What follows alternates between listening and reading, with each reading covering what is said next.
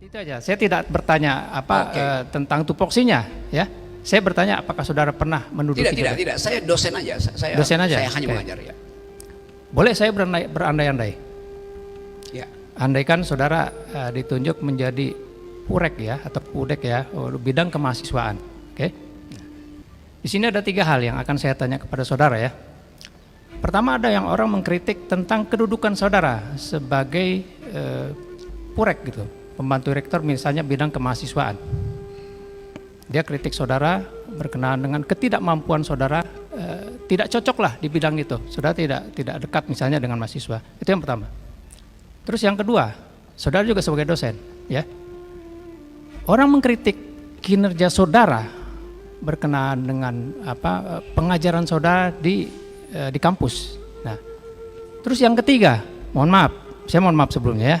Orang mengkritik saudara saya lihat tadi di KTP-nya belum kawin. Yes. Orang mengkritik saudara sebagai seorang duda yang tidak bermoral. Seperti itu.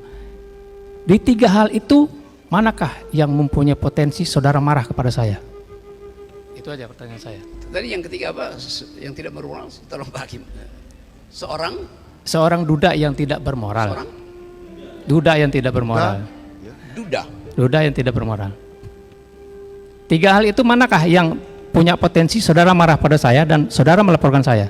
Saya nggak akan marah karena saya anggap dalam pertanyaan itu nggak ada poin tuh. Duda yang tidak bermoral. Memang ada duda yang bermoral berarti lalu saya mesti buktikan dulu bahwa saya duda, lalu buktikan saya bermoral. Jadi saya tidak akan melayani itu karena saya anggap itu adalah ya semacam satu argumentum ad hominem itu aja. Okay, kan baik. Jadi buat saya nggak ada poin di situ. Saya anggap ya diucapkan aja.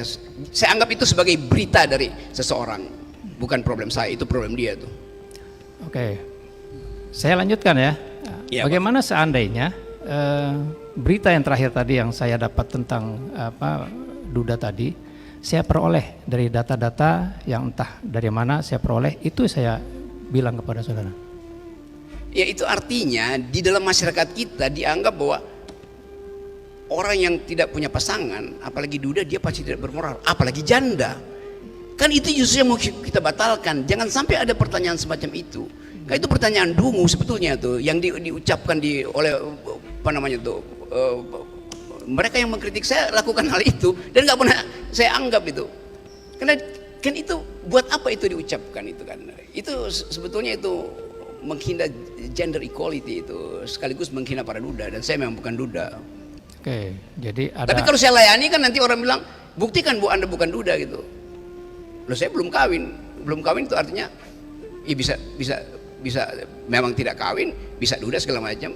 Sama seperti orang tanya, Anda tidak makan babi, berarti Anda Muslim. Loh, orang Yahudi juga nggak makan babi. Jadi yang saya mau maksud tadi, di epistemic community of thought itu batal karena tidak ada pendidikan reasoning gitu. Nah itu nggak mungkin timbul dalam percakapan di negara yang bermutu akademisinya, itu nggak akan ada pertanyaan semacam itu. Jadi saya mau terangkan aja secara umum bahwa kita gagal menerapkan prinsip-prinsip berpikir yang teduh. Nah prinsip berpikir teduh itu namanya kekuatan argumentasi, bukan kekuatan sentimen. Jadi public discourse itu yang saya terangkan tadi, the use of public reason, itu artinya menggunakan mata uang yang namanya pikiran tuh, the force of the better argument. Nah kita seringkali tidak mau pakai mata uang argumen, kita pakai mata uang sentimen. Nah 3 pertanyaan tadi itu mata uang sentimen, kira-kira begitu. Tapi itu hanya ilustrasi Pak Hakim, terima kasih. Iya, itu kan ilustrasi. Ya. Tapi yang saya ingin tekankan ya, kaitannya dengan pertanyaan dari penasihat hukum tadi kan, ya. Kalau kita mengkritik seorang publik ya, pejabat itu katakanlah, apa yang patut dikritik dari orang itu?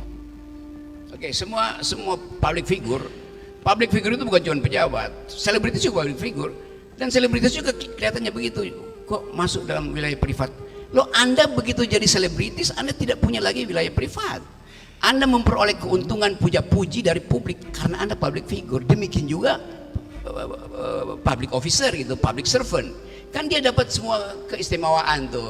Kalau di jalan tol dia oleh para pengawal, dia udah dapat kemewahan di situ kan. Privacy dia harusnya tidak boleh didalilkan kembali karena dia udah dapat semua kemanfaatan publik. Jadi kalau saya kritik pejabat publik, saya kritik hasil dari kedudukan dia sebagai pejabat publik itu. Saya nggak kritik dia duda atau dia janda atau dia segala macam, enggak. Saya kritik yang Anda lakukan itu comply nggak dengan konstitusi. Yang Anda lakukan itu termasuk dalam the use of public reason apa bukan. Jadi itu sebetulnya di situ nggak ada perasaan bagi saya. Satu-satunya hal yang saya ucapkan, yuk mari kita berargumen itu. Tapi kemudian kalau argumen ya mulai mempersoalkan tuh Anda karena jomblo kan, karena saya kasih contoh misalnya bagaimana supaya lengkap di sini. Saya dikritik karena menghina presiden oleh seorang profesor ekonomi UI namanya Renald Kasali. Saya ucapin di sini ya supaya dicatat. Kata si Renald Kasali, Rocky Gerung itu kasar ucapannya karena jarang bercinta itu. Bayangin coba. Datang dari seorang profesor UI itu yang figur publik, dia di figur publik karena dia endorser jamu namanya jamu tolak angin tuh. Nah sekarang dia ucapin itu, artinya dia salah minum jamu. Dia mestinya minum jamu tolak dungu. Kan begitu dasarnya kan. Bagaimana dari seorang profesor datang kausalitas? Karena Anda jomblo, maka Anda mulut Anda kasar gitu kan. Jadi silakan saudara Kasali, ganti iklanmu itu. Saya minum jamu tolak dungu karena saya masih dungu. Bukan mesti begitu kan. Jadi ini saya kasih kritik aja, ini saya nggak ada urusan personal dengan dia. Tapi cara dia berpikir itu menunjukkan bahwa dia nggak paham apa yang disebut the use of public reason.